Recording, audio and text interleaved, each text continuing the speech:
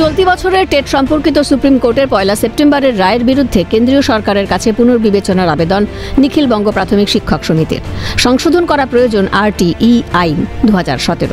জাতীয় শিক্ষানীতি ২০২০-তে প্রয়োজনীয় সংশোধনী আনা দরকার। টেট সংক্রান্ত জটিলতা সমাধানের দাবি নিয়ে কেন্দ্রীয় শিক্ষা প্রতিমন্ত্রী সুকান্ত মজুমদারের দ্বারস্থ বামপন্থী শিক্ষক সংগঠন নিখিল বঙ্গ প্রাথমিক শিক্ষক সমিতি। শনিবার বালুরঘাটে সুকান্ত মজুমদারের সাংসদ ভবনে জমা দিলেন স্মারকলিপি।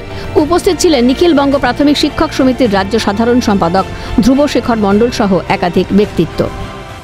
শিক্ষকরা আজকে বিপন্ন, গোটা ভারতবর্ষের শিক্ষকদের কথা, প্রাথমিক শিক্ষকদের কথা তিনি যাতে সংসদে তুলে ধরতে পারেন এবং এটাকে একটা অর্ডিন্যান্সের জায়গায় নিয়ে যেতে পারেন।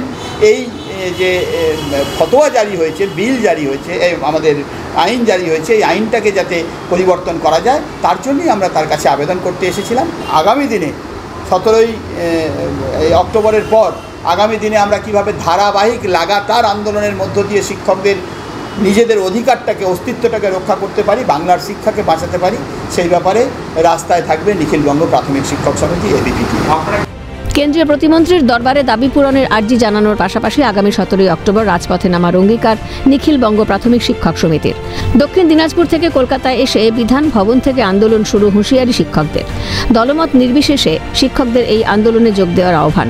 সংগঠনের প্রতিটি দাবি শুনেছেন সুকান্ত মজুমদার। আগামী দিনে সব রকম জটিলতার সমাধানের আশ্বাস দিলেন তিনি।